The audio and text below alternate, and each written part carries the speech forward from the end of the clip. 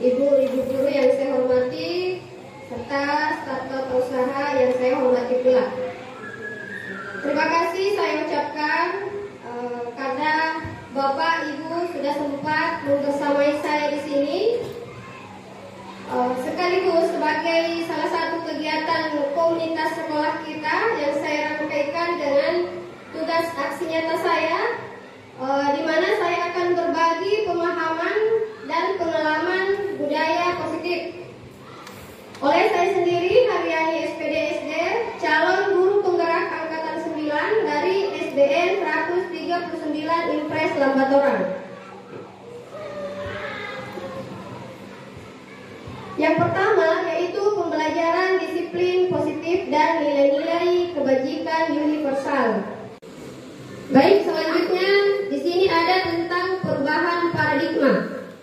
Perubahan paradigma di sini saya ingin membagikan kepada Bapak Ibu, membayangkan jika kita kita ibaratkan kepalan tangan, atau kita merobek secari kertas, kemudian kita menuliskan sesuatu yang sangat berharga untuk kita. Nah, kemudian kita meletakkan di salah satu tangan dan menggenggam benda tersebut dengan segala daya kita. Namun teman kita mencoba dengan sekuat tenaga dengan berbagai cara untuk meminta Anda memberikan benda tersebut. Bisa saja teman Anda membujuk Anda, bisa mengancam, menghardik, merayu, atau menyuap agar Anda melepas yang sudah digenggam tadi. Nah, menurut Bapak Ibu, apakah Bapak mau memberikan apa yang sudah Ibu pegang atau Ibu yang sudah genggam tadi? Bagaimana Bapak Ibu?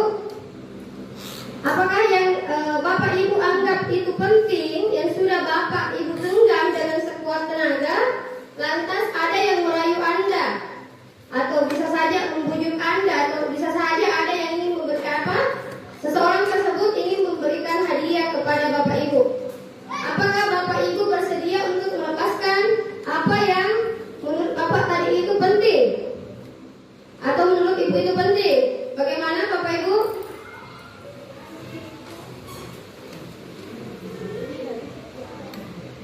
Ya? Ya. Menurut Ibu Satriani tidak. Bagaimana yang lain? Ibu Hasmira mungkin? Kalau saya mau. Ya. Bapak Kepala Sekolah mau, kalau Ibu Satriani tidak. Bagaimana yang lain? Ibu Ramla mungkin? Bagaimana? Ya, tidak. Ya. Jadi ada dua versi, ada katanya yang mau melepaskan dan ada yang tidak mau. Tentang perubahan paradigma teori kontrol atau ilusi kontrol. Yang pertama itu ada ilusi guru mengontrol murid. Kemudian ilusi bahwa kritik dan membuat orang merasa bersalah dapat menguatkan karakter. Ilusi bahwa semua penguatan positif, efektif, dan bermanfaat. Kemudian yang keempat, ilusi bahwa orang dewasa memiliki hak untuk memaksa. Selanjutnya, siapa sesungguhnya yang memiliki kontrol? Itu tadi ada kaitannya dengan kepalan tangan tadi. Yang pertama ada yang namanya stimulus respon. Nah, di sini kita mencoba mengubah orang agar berpandangan sama dengan kita. Kemudian perilaku buruk dilihat sebagai suatu kesalahan. Yang ketiga, orang lain bisa mengontrol saya. Kemudian saya bisa mengontrol orang lain. Selanjutnya, pemaksaan ada pada saat rujukan gagal dan model berpikir menang atau kalah. Itu kalau stimulus respon. Nah, bagaimana kita melakukan teori kontrol? Nah, yang pertama itu adalah kita berusaha memahami pandangan orang lain tentang dunia.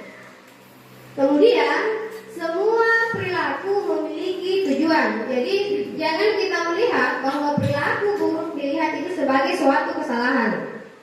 Kemudian, hanya Anda yang bisa mengontrol diri Anda. Nah, ini sudah masuk ke kepalan tangan tadi, bahwa meskipun kita dibujuk, dirayu, jangan kita mau menyerahkan atau memberikan benda yang berharga, ya, karena tidak ada orang yang bisa mengontrol diri kita kecuali diri kita sendiri. Kemudian, Anda tidak bisa mengontrol orang lain, ya, jadi kita tidak bisa mengontrol orang lain. Kemudian, kolaborasi dan konsensus menciptakan pilihan-pilihan baru. Jadi mungkin salah satu kegiatan kita ini, mungkin sebentar kita berkolaborasi, membagi pengalaman-pengalaman kita di kelas. Kemudian model berpikir menang-menang. Nah, jadi diusahakan kalau bisa jangan kita berpikirnya menang kalah. Karena kapan kita berpikir menang kalah, itu bisa menjatuhkan mungkin mental kita di saat kita ingin maju, namun yang kita bayangkan adalah kegagalan. Jadi marilah kita untuk selalu membayangkan menang-menang. Yang lesson, nah, yang pertama, bahwa Anda tidak bisa mengontrol orang lain, hanya Anda yang bisa mengontrol diri Anda. Kemudian, semua perilaku memiliki tujuan. Yang ketiga, model berpikir menang-menang, kolaborasi menciptakan pilihan-pilihan baru. Kemudian, realitas atau kebutuhan kita berbeda. Kita berusaha memahami pandangan orang lain tentang dunia. Setiap orang memiliki gambaran yang berbeda-beda. Kemudian, makna disiplin, yaitu belajar kontrol diri dengan menggali potensi kita agar tercapai tujuan yang mulia, yaitu sesuatu yang menjadi seseorang yang kita inginkan berdasarkan nilai-nilai yang kita hargai. Jadi di sini ada dua motivasi, Bapak Ibu, ya, yaitu motivasi eksternal dan motivasi intrinsik. Tapi mungkin ada yang tahu mungkin apa itu motivasi eksternal dan internal.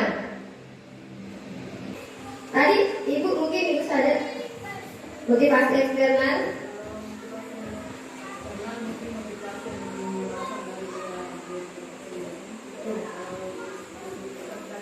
Internal. Iya. Betul sekali, Bu, ya. Mungkin bisa dikasih plus dulu untuk Ibu. Ya. Jadi motivasi eksternal itu berasal dari luar, sedangkan internal berasal dari diri sendiri. Yang mana itu contoh motivasi eksternal? Teori motivasi. Kadang seseorang itu termotivasi untuk menghindari hukuman. Nah, kemudian kadang juga orang termotivasi untuk mendapatkan imbalan. Contohnya pada murid kita, kadang murid kita termotivasi disiplin waktu atau mungkin rajin mengerjakan tugas karena mereka mengharapkan imbalan. Imbalan di sini bukan dalam artian kita memberikan hadiah, bisa saja diberikan sanjungan-sanjungan. Namun terkadang kita lupa memberikan sanjungan tersebut sehingga membuat anak-anak down. Jadi kalau bisa jangan biasakan anak-anak termotivasi karena mengharap imbalan. Kemudian motivasi internal. Motivasi internal yaitu untuk menghargai diri sendiri. Bagaimana seseorang itu termotivasi karena muncul dari diri sendiri. Nah, kemudian sehingga muncullah nilai-nilai kebajikan universal. Untuk menciptakan nilai-nilai kebajikan universal, Bapak Ibu mungkin bisa membuat keyakinan kelas. Kalau sekarang mungkin ada peraturan kelas. Namun sebaiknya Kalau bisa peraturan kelas ini kita ganti dengan keyakinan kelas. Sebentar saya akan menjelaskan mengapa harus diganti dengan keyakinan kelas. Kemudian selanjutnya yaitu posisi kontrol. Ada 5 posisi kontrol. Yang pertama itu sebagai penghukum, yang kedua pembuat rasa bersalah, yang ketiga teman, yang keempat pemantau, dan kelima manajer. Baik, saya ingin bertanya lagi mungkin Bapak Ibu, kira-kira posisi kontrol apa yang Ibu lakukan di dalam kelas jika Bapak Ibu menemukan murid berbuat salah?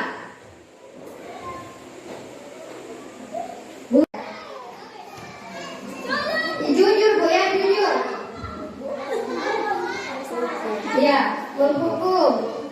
Kalau yang lain menghukum. Ya, sama dengan saya Bapak Ibu ya.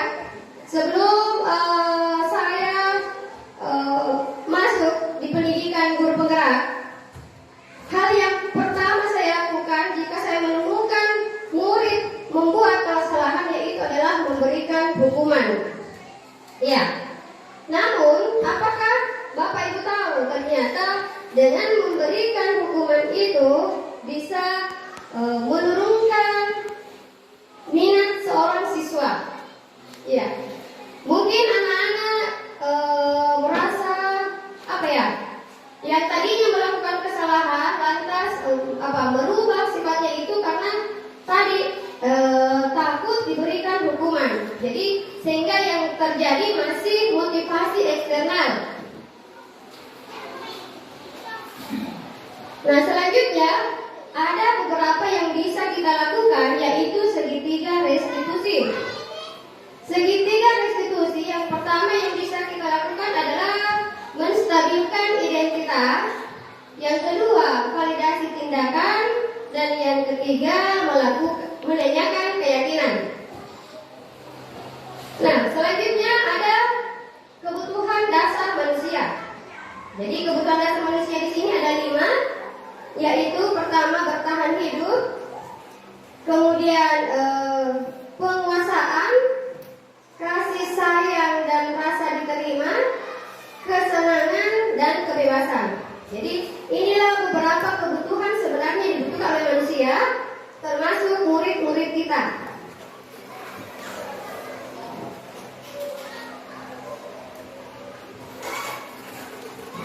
Nah, selanjutnya disiplin. Apakah makna disiplin itu? Ada yang bisa menggambarkan apa makna disiplin? Ya, silakan Bapak. Adalah bagaimana pendekatan kita untuk menerapkan disiplin itu, tapi menghindari hukuman. Kan itu intinya. Iya, betul sekali Pak. Iya. Olehnya itu yang mau diterapkan adalah bagaimana kita menggunakan rukun merdeka tadi. Kata merdeka itu berarti memulai dari diri kita sendiri. Nah, manakala memulai dari diri kita sendiri, seorang guru tidak mampu mengaplikasikan itu, maka yakin dan percaya disiplin ini tidak bisa terlaksana. Mengapa? Karena ujung-ujungnya tadi disiplin itu adalah ada terjadi di situ pemaksaan, sehingga anak-anak itu bisa menghindari itu karena menghina takut, rasa takut saja yang dominan. Maka tidak muncullah apa dikatakan tadi pengaruh eksternal. Yang muncul adalah pengaruh eksternal, bukan internal. Bukan internal. Memang di dalam pelaksanaan disiplin itu kita ketahui bahwa hanya memang 30% itu pengaruhnya berasal dari internal, tapi memang mayoritas 70% lainnya berasal dari eksternal sebenarnya. Makanya seorang guru yang mengetahui tentang hal ini, maka pasti tidak terjadi lagi pembulian dalam rangka menegakkan kedisiplinan. Sekarang kan itu yang terjadi. Itu yang terjadi. Makanya apapun intinya maka harus melaksanakan menegakkan disiplin itu tetap dengan menghindari penyiksaan atau hukuman yang ada. Nah, persoalannya adalah anak-anak seorang guru pun tidak mengerti yang mana sebenarnya hukuman. Ternyata yang paling tinggi hukuman itu berpengaruh terhadap anak adalah hukuman perbuatan. Inilah yang harus sebenarnya diselaraskan antara bagaimana hukuman fisik dengan perbuatan. Karena itu berbekas sampai di perguruan tinggi dan bahkan sampai kita tua seperti saya masih kuingat dulu waktu dihukum saya secara fisik dan secara perban. Fisiknya cepat sekali dimaafkan, tapi perbannya super sekali karena membekas dalam hati seluruh kita. Jadi itu saya kira, jadi itulah yang harus dikerucutkan di sini, bagaimana teman-teman untuk kembali kepada disiplin tadi, apa sesungguhnya disiplin itu dan apa sesungguhnya mendidikan itu. Kita tertolong karena ada Ananda sebagai guru keluarga. Inilah yang karena ini saya yakin adalah penyebaran ini. Ya, ilmu ini akan disebarkan kepada kita. Tujuannya mungkin belum bisa terlaksana sebulan 2 bulan ke depan, tapi insya Allah mungkin Ananda sudah selesai nanti baru bisa teman-teman menerapkan. Hasilnya mungkin 5-10 tahun baru bisa kita nikmati. Terima kasih. Terima kasih banyak Pak. Terus dulu untuk Bapak.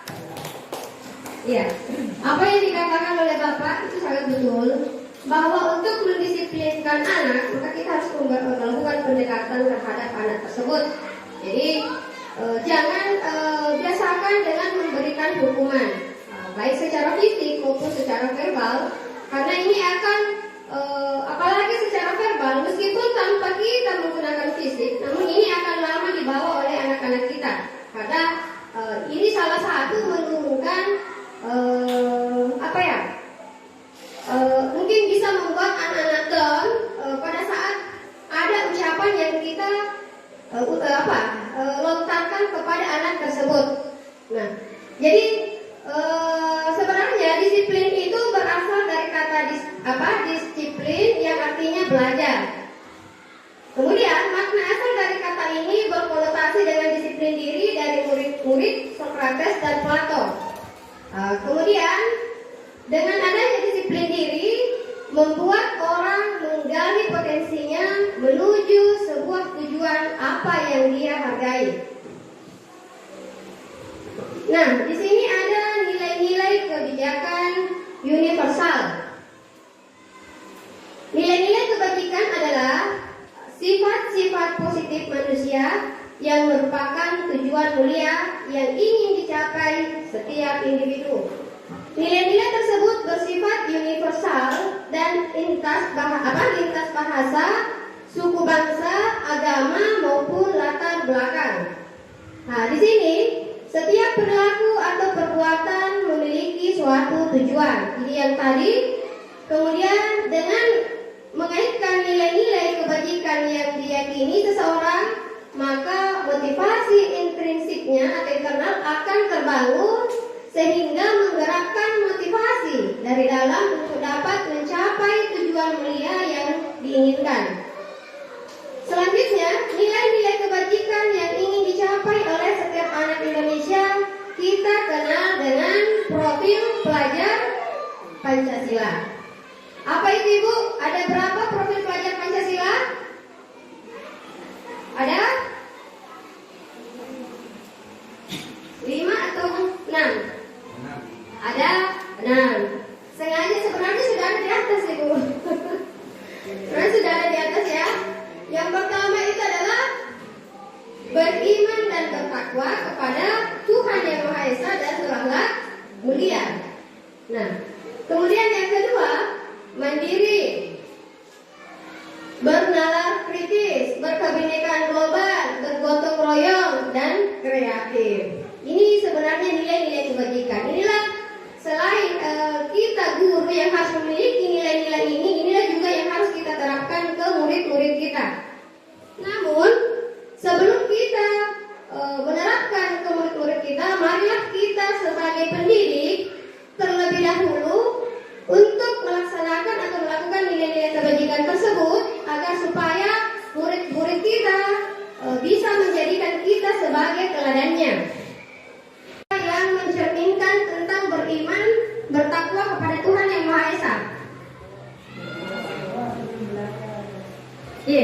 sekali gitu ya, berdoa sebelum dan sesudah kegiatan belajar mengajar.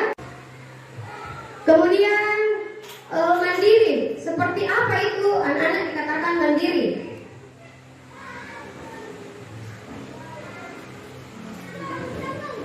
Ya, jadi anak-anak itu bisa dikatakan mandiri di saat kita memberikan dia tugas atau pekerjaan, anak tersebut mampu untuk menyelesaikannya tanpa mencontek teman. Ya, jadi itu bisa dikategorikan mandiri. Kemudian ada istilah bernalar kritis. Ya, sebelum saya bernalar kritis, saya mau kembalikan ke Bapak Ibu guru tentang mandiri dulu. Jadi kalau kita sebagai pendidik mandiri, mungkin bisa salah satu contohnya sekarang kan banyak seperti webinar, workshop. Tanpa disuruh oleh Bapak Kepala Sekolah, marilah kita mengikuti kegiatan tersebut. Untuk apa? Ini untuk untuk diri kita sendiri. Apa manfaatnya? Kita harus sadar apa sebenarnya, untuk apa saya mengikuti kegiatan-kegiatan tersebut. Apa manfaatnya untuk saya? Seperti itu. Kemudian bernalar kritis.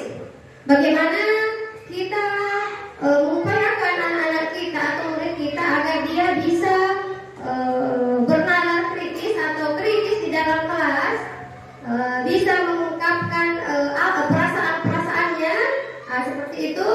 Kemudian berkebinekaan global, bagaimana kita menerapkan ke anak-anak, memperkenalkan budaya-budaya kita, bagaimana saling menghargai meskipun kita berbeda suku, agama, ras, dan sebagainya. Kemudian bergotong royong. Bergotong royong itu bukan hanya sekedar membersihkan atau memungut sampah secara bersama-sama. Namun bergotong royong bisa kita terapkan di kegiatan kerja kelompok. Bagaimana anak-anak mengerjakan tugas kelompok secara bersama-sama.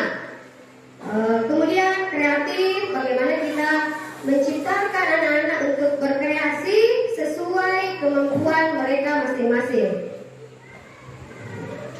Nah, selanjutnya pembelajaran teori motivasi, hukuman dan penghargaan serta restitusi. Di bagian depan tadi, untuk menghindari ketidaknyamanan atau hukuman, inilah sehingga anak-anak biasa termotivasi. Berarti dia masih motivasi apa, Ibu?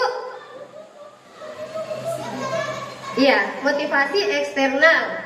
Kemudian seseorang atau anak termotivasi karena mengharapkan imbalan, berarti dia masih melaksanakan motivasi eksternal. Nah, kemudian untuk menghargai diri sendiri, berarti dia sudah masuk motivasi internal. Nah, inilah tujuan disiplin positif kita.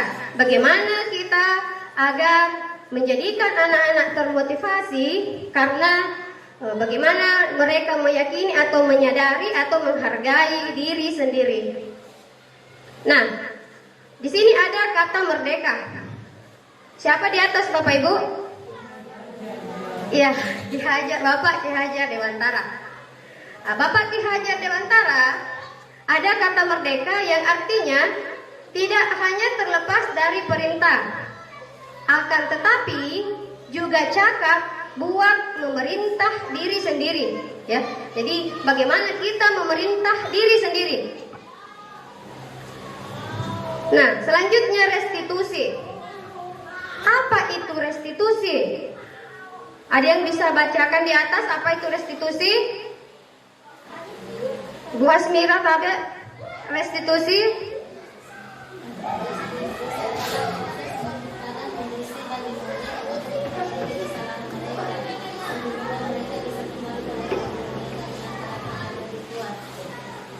Oke, baik, terima kasih.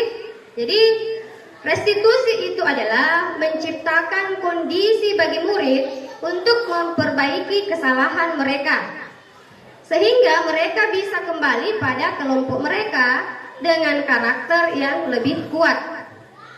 Restitusi juga merupakan proses kolaboratif yang mengajarkan murid untuk mencari solusi untuk masalah mereka dan membantu murid berpikir tentang orang seperti apa yang mereka ingin menjadi atau apa tujuan mulianya dan bagaimana mereka harus memperlakukan orang lain.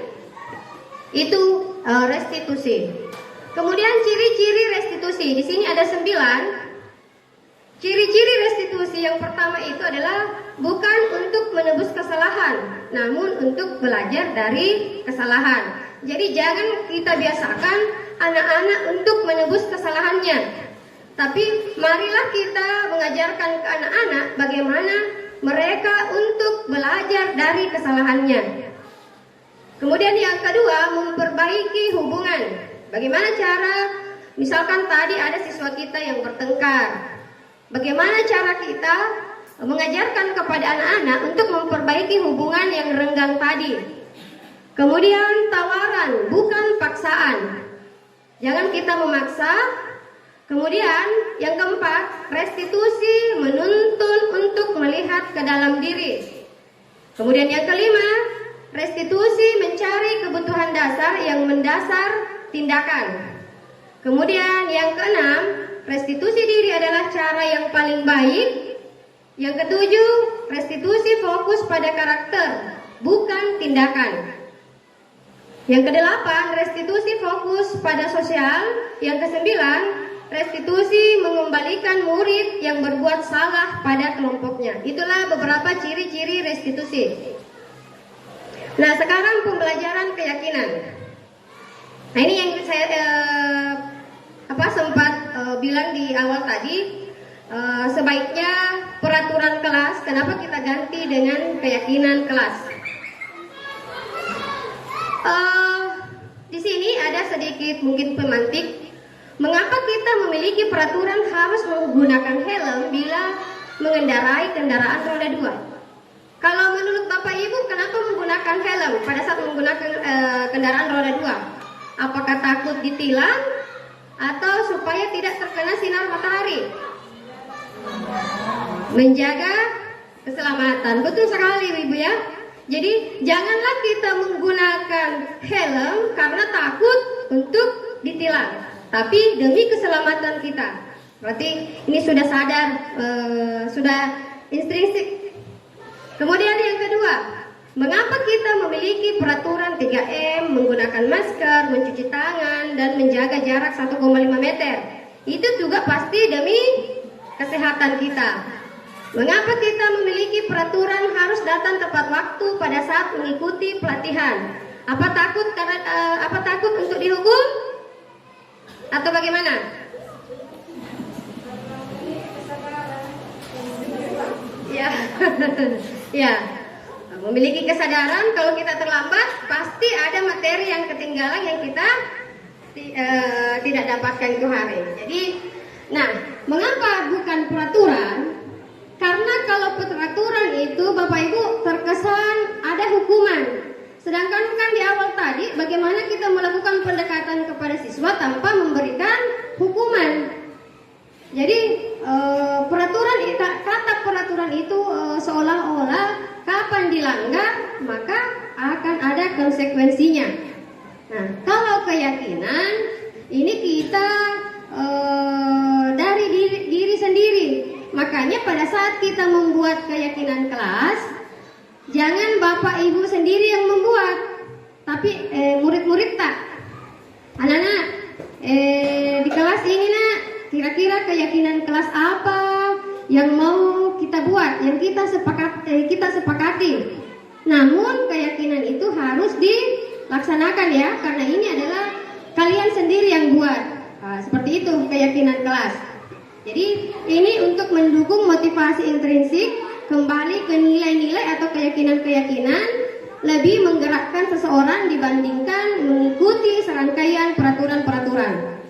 Warna ungu peraturan kelas, jadi itu awalnya peraturan kelas, kemudian muncullah atau lahirlah keyakinan kelas, kemudian dengan adanya keyakinan kelas ini akan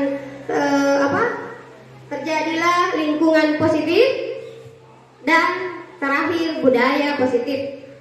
Alhamdulillah di sekolah kita ini sudah kita terapkan beberapa budaya positif, dan saya juga sampai memaparkan setiap ada pendampingan atau loka di loka pertama kemarin saya di Spidi, kemudian loka kedua saya di SMP 1 di Turikale.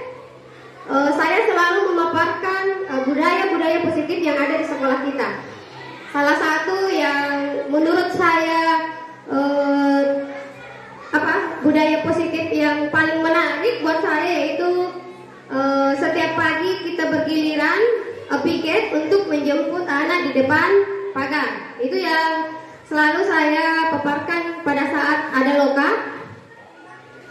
Kemudian salat duha, ya, itu juga sudah termasuk budaya positif. Kemudian ada kemarin Bapak Kepala Sekolah untuk membaca berdiferensiasi, ya. Alhamdulillah sudah kita laksanakan, namun mungkin masih perlu sedikit gambaran tentang bagaimana itu pembelajaran berdiferensiasi. Insya Allah saya sekarang masuk di modul 2. Saya lihat materinya pembelajaran berdiferensiasi. Mudah-mudahan nanti saya bisa membagikan pemahaman saya ke Bapak Ibu. Ada yang kurang jelas? Yang sana datang tepat waktu, mengucapkan salam, menjaga kebersihan sekolah, berdoa sebelum dan sesudah kegiatan, aktif dalam pembelajaran dan tertib. Kemudian yang kedua, kami guru dan murid yang saling menyayangi, kami murid yang semangat belajar, kami murid yang peduli dengan teman-teman. Menurut Bapak Ibu, keyakinan kelas yang paling tepat yang mana di sini? Kanan atau kiri? Kanan. Ya, betul Bapak Ibu ya. Jadi datang tepat waktu, mengucapkan salam, menjaga kebersihan sekolah, berdoa sebelum dan sesudah kegiatan, aktif dalam pembelajaran dan tertib. Terima kasih. Nah, dalam membuat keyakinan kelas, usahakan kalimat-kalimat yang negatif kita ganti ke kalimat yang positif. Yang mana itu kalimat negatif? Contoh, tidak boleh membuang sampah sembarangan. Itu negatif. Kira-kira positifnya seperti apa yang bagus? Iya, betul sekali Bapak Ibu ya. Buanglah sampah pada tempatnya. Jadi jangan ditulis keyakinan tidak boleh membuang sampah sembarangan, karena itu termasuk dalam konotasi negatif. Gantilah ke positif. Ada tabel T dan ada tabel Y. Kenapa tabel T dan Y? Perhatikan yang bentuk T Bapak Ibu. Di situ ada hormat, ada bekerja, ada diterima dan dimiliki. Berbentuk T, jadi dikatakan tabel T. Selanjutnya ini tabel Y. Di tabel Y ada terlihat, ada terdengar, dan ada berperilaku di situ. Yang mana itu indikator hormat? Kami meyakini bahwa sangat penting untuk menghormati semua orang dan barang milik orang lain. Itu kategori hormat. Kemudian bekerja. Kami meyakini bahwa sangat penting untuk mengerjakan segala pekerjaan atau mengikuti kegiatan yang telah ditugaskan. Kemudian selanjutnya diterima dan dimiliki. Kami meyakini bahwa sangat penting untuk merasa diterima pada suatu kelompok dan saling peduli satu dengan yang lain. Jadi Bapak Ibu, jika melihat ada murid Bapak Ibu yang selalu menyendiri, marilah kita merangkul mereka dengan kita, bisa saja kita bertindak sebagai teman atau manajer bagi anak tersebut, agar supaya anak tersebut merasa diterima di dalam kelas. Ya, seperti itu. Nah, kemudian kegiatan pendalaman keyakinan kelas. Nah, ada kata tampak seperti dan ada kata tidak tampak seperti. Yang mana itu tampak seperti? Contoh, datang tepat waktu.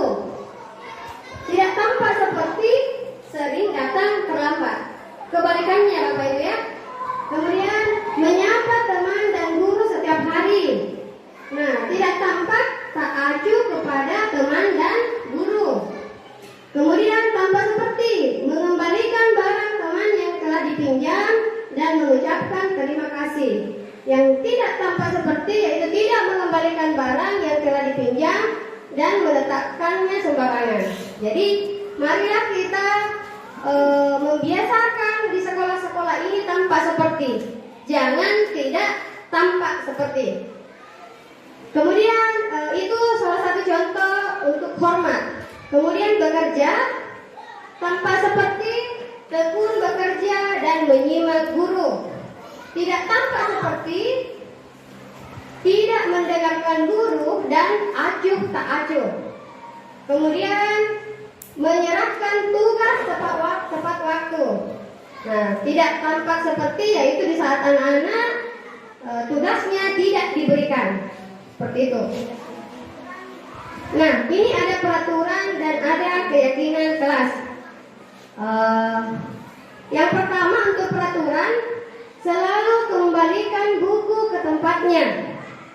Sehingga terkesan di saat buku tidak dikembalikan ke tempatnya, biasanya kalau peraturan ada sanksinya. Sedangkan keyakinan, bagaimana kita menerapkan anak menulis di situ tanggung jawab.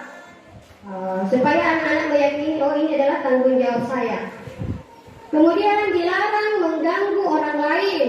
Kita ganti dengan menghormati orang lain. Peraturan, hadir di sekolah 15 menit sebelum pembelajaran dimulai. Nah, keyakinan kelasnya disiplin waktu dan berkomitmen. Yang selanjutnya untuk peraturan, dilarang melakukan kekerasan. Keyakinan kelas, keselamatan dan menghormati orang lain. Nah, peraturan kelas, dilarang menggunakan narkoba. Apa keyakinan kelasnya? Kesehatan. Bergantian atau menunggu giliran. Keyakinan kelasnya menghormati orang lain, bersabar. Kemudian apa lagi? Selanjutnya peraturan, gunakan masker. Nah, keyakinannya bagaimana kita menerapkan anak tentang kesehatan dan keselamatannya. Kemudian peraturan, jangan berlari di kelas atau koridor. Nah, di sini keyakinannya termasuk keselamatan dan keamanan. Tadi 8. Ya, ini ada yang pertama itu pengaruh jangka pendek dan jangka panjang. Yang kedua, penghargaan menghukum. Yang ketiga, penghargaan mengurangi ketepatan. Yang keempat, penghargaan tidak efektif. Dan penghargaan merusak hubungan. Yang keenam, penghargaan itu menurunkan kualitas. Inilah Ibu, sehingga jangan selalu membiasakan anak-anak termotivasi karena penghargaan, karena bisa menurunkan kualitasnya, bisa mematikan kreativitasnya, dan bisa mengurangi motivasi intrinsik. Karena seolah-olah dia selalu ingin termotivasi karena ingin diberikan penghargaan, bukan dari dalam dirinya sendiri. Nah, tindakan guru ini yang biasa saya ini ya, jujur mencatat 100 kali di dalam buku kalimat. Saya tidak akan terlambat lagi karena terlambat ke sekolah. Nah, ini termasuk hukuman atau hukuman ya? Ya, lari mengelilingi lapangan basket 2 kali karena terlambat. Ya, hukuman. Murid diminta untuk push up 15 kali karena tidak menggunakan masker ke sekolah. Hukuman. Menggantikan kertas tugas teman yang telah dicoret-coret. Konsekuensi. Membersihkan tumpahan air di meja tulis karena tersenggol pada saat belajar. Konsekuensi. Murid tidak disuruh untuk mengenakan sepatu seharian di sekolah karena tidak mengenakan sepatu hitam. Ini hukuman. Lari mengelilingi lapangan basket 2 kali. Ini hukuman. Jadi kalau bisa tidak ada lagi itu Bu ya. Perbedaan Perbedaan hukuman dan konsekuensi. Hukuman sesuatu yang menyakitkan harus terjadi. Sama tadi yang dikatakan oleh Bapak, apakah itu fisik maupun verbal. Sedangkan konsekuensi sesuatu harus terjadi. Hukuman membuat anak sakit fisik maupun hati untuk jangka waktu yang lama. Sudah juga tadi disinggung sama Bapak, tidak berhenti ingat gurunya yang pernah marahi kakak. Kemudian konsekuensi membuat anak merasa tidak nyaman dalam jangka waktu pendek. Itu perbedaannya. Ada jangka waktu lama, ada jangka waktu pendek. Kemudian anak membenci kedisiplinan. Nah, itu kalau hukuman, anak membenci kedisiplinan, membuat anak membenci kedisiplinan. Nah, kalau konsekuensi, anak menghargai kedisiplinan. Hukuman paksaan, konsekuensi termasuk stimulus atau tanggapan. Hukuman mendorong anak menyakiti diri sendiri. Nah, kalau konsekuensi mendorong anak agar mudah menyesuaikan diri. Selanjutnya konsep hukuman terjadi konsep diri yang buruk. Nah, kalau konsekuensi muncul konsep diri yang baik.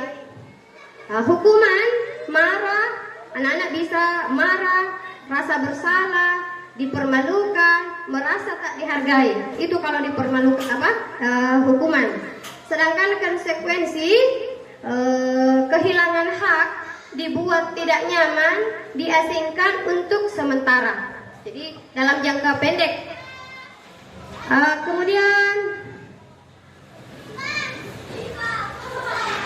pembelajaran kebutuhan dasar manusia dunia berkualitas.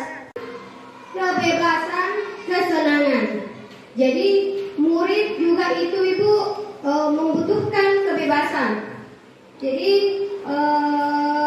kita kaitkan kembali dengan pembelajaran berdiferensiasi.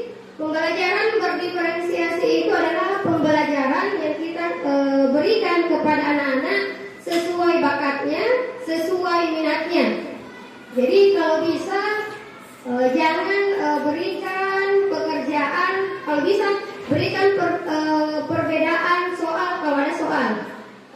Perbedaannya seperti apa? Sesuai kemampuan anak tersebut.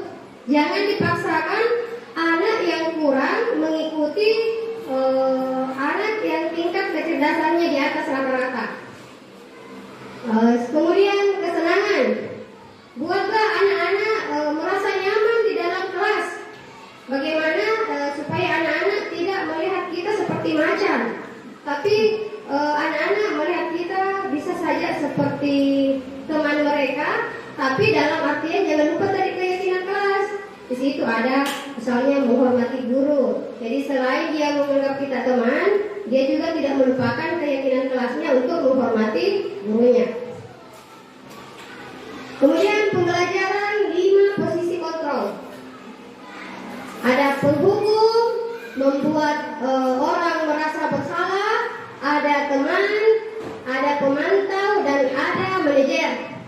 Inilah 5 posisi kontrol yang sering kita lakukan Bapak Ibu. Tapi mungkin Ibu belum sadar bahwa ternyata kalau ini mungkin Ibu membuat orang itu merasa bersalah, namun Ibu menganggap itu hukuman.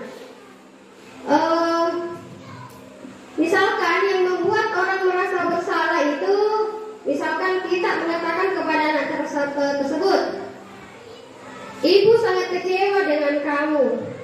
Apakah kamu tidak merasa kasihan dengan Ibu? Dari tadi Ibu sudah menjelaskan di depan, namun kamu hanya bermain di belakang. Jadi ini adalah salah satu contoh membuat anak tersebut merasa bersalah. Kemudian teman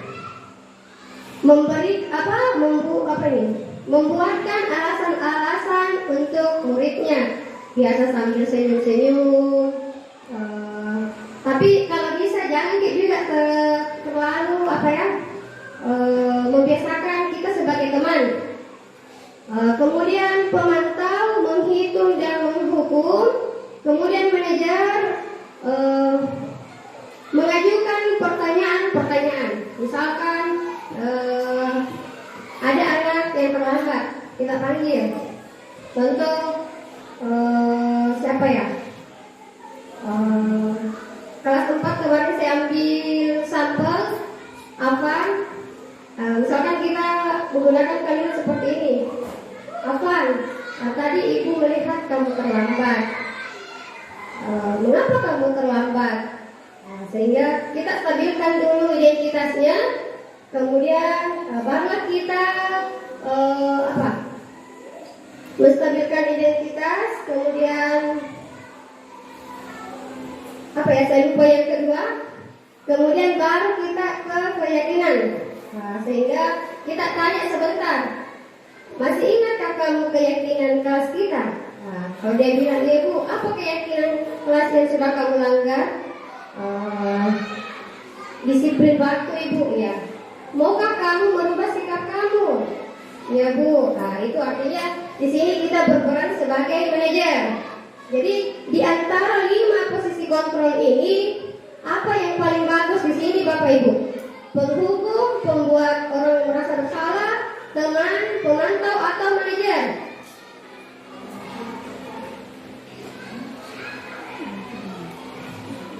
Ya.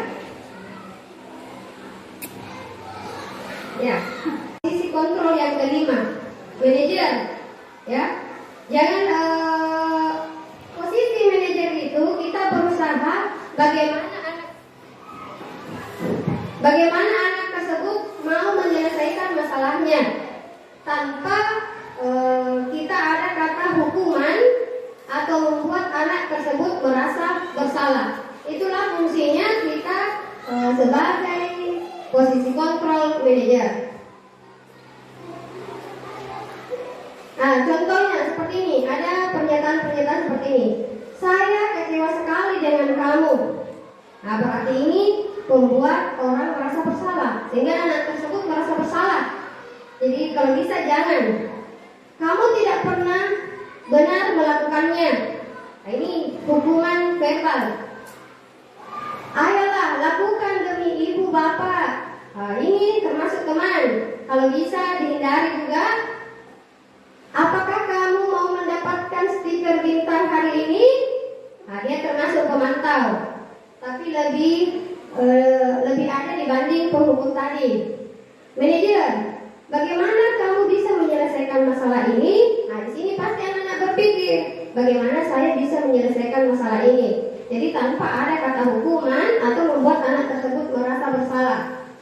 Kamu selalu yang paling terakhir. Ini juga termasuk menghukum. Jadi yang paling baik sebenarnya di sini yaitu adalah posisi kontrol manajer. Ini yang pembelajaran segitiga restitusi. Ini yang tadi saya sempat lupa. Yang pertama yaitu adalah yang harus dilakukan yaitu Bapak yang di bawah, menstabilkan identitas. Ya, jadi kita harus menstabilkan identitasnya dulu, kemudian validasi kebutuhan, kemudian barulah yang terakhir menanyakan keyakinan. Maka dari itu saya mengharapkan semua ibu-ibu guru untuk membuat keyakinan kelas di masing-masing kelasnya.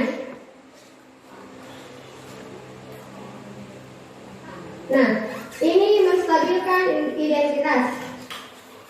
Untuk membuat anak yang merasa gagal karena berbuat salah menjadi positif terhadap dirinya.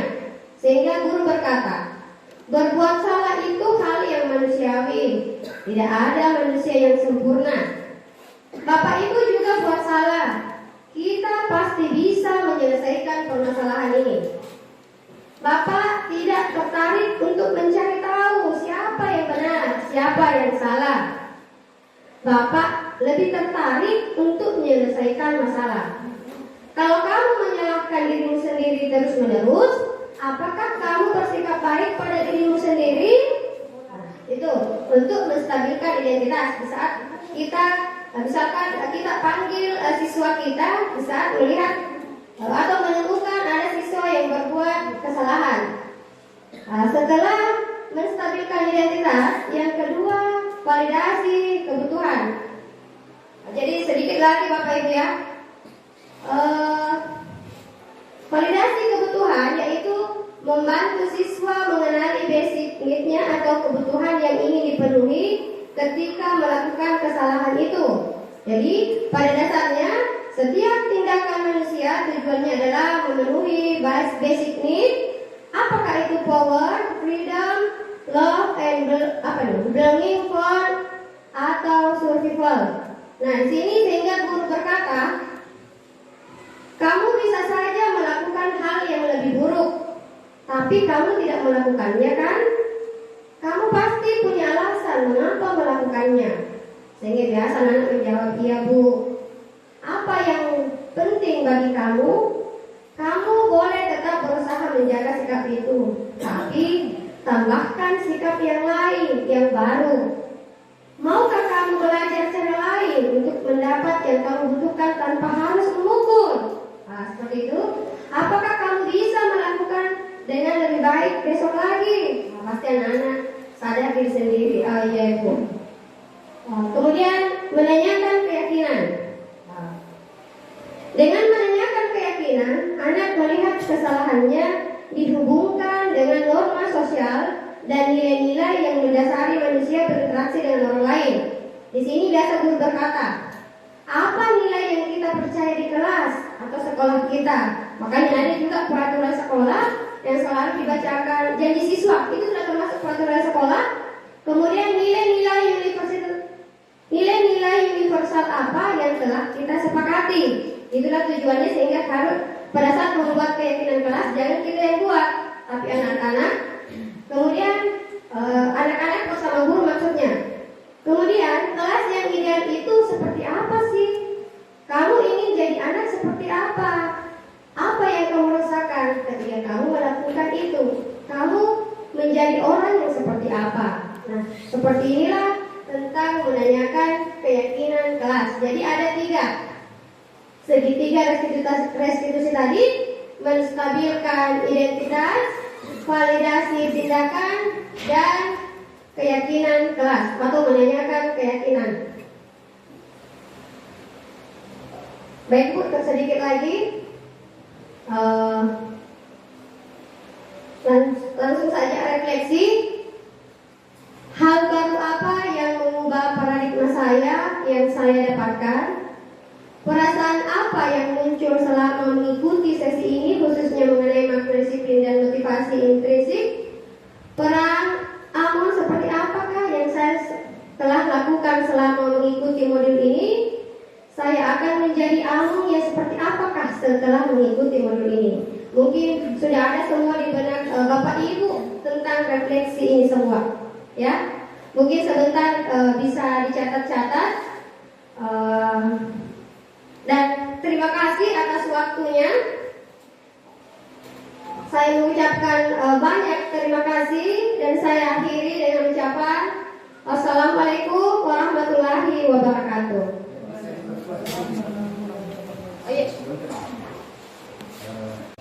Salah satunya tadi yang digarisbawahi oleh instruktur atau dalam hal ini Ibu Haryani adalah posisi manajerial.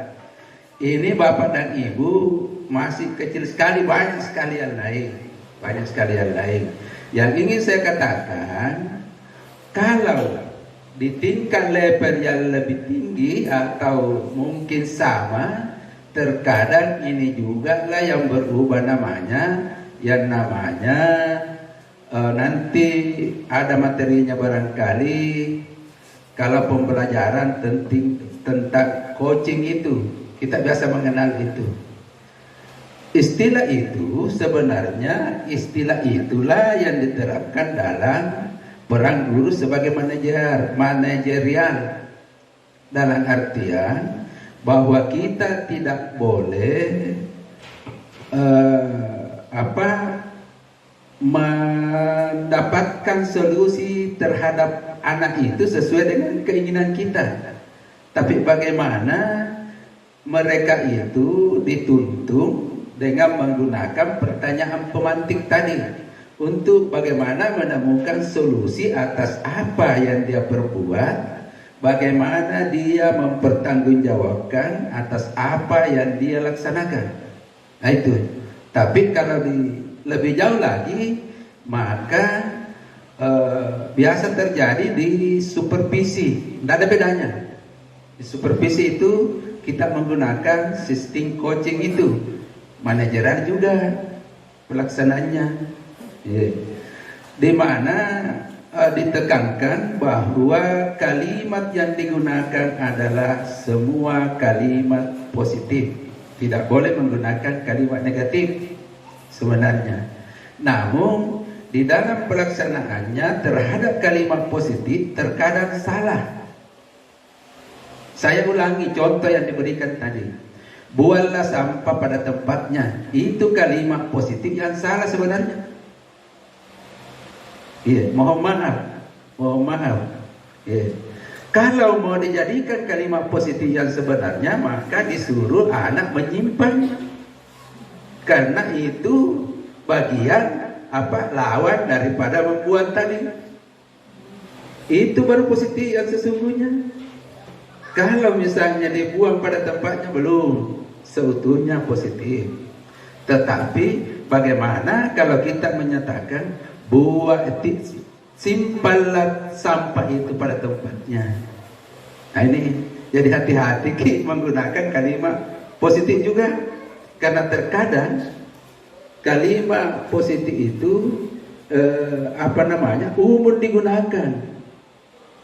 umum sekali digunakan. Tapi setelah kita memerhatikan, ternyata masih kurang ini. Anak-anaknya yang tinggal di memori anak, kakak buahnya, iya kan? Coba kita kembali ke sini. Saya menyimak tadi. Kalau buang itu masih ada, diangkat sebagai kalimat positif, maka pasti yang tertanam di memori anak adalah kata buahnya. Ini yang jadi perlu. Jadi itu ibu guru seperti itu sebenarnya. Nah, sekalipun bapak dan ibu tidak ikut guru penggerak, saya ingin mengajak bapak ibu buka PMMenta. Di situ dipelajari semua. Apalagi mohon maaf saya sampaikan bahwa kemarin saya diberitahu oleh Pak Kadis bahwa kemungkinan nanti Pak akan ada peraturan lagi akan kita buat supaya bisa teman-teman bisa terima sertifikasi. Dia dapat pada biasa sih, karena dapat teguran dari kementerian. Karena harus sekarang berada di peringkat 20. Jadi tolong dibuka. Ini mungkin sudah keluar tidak?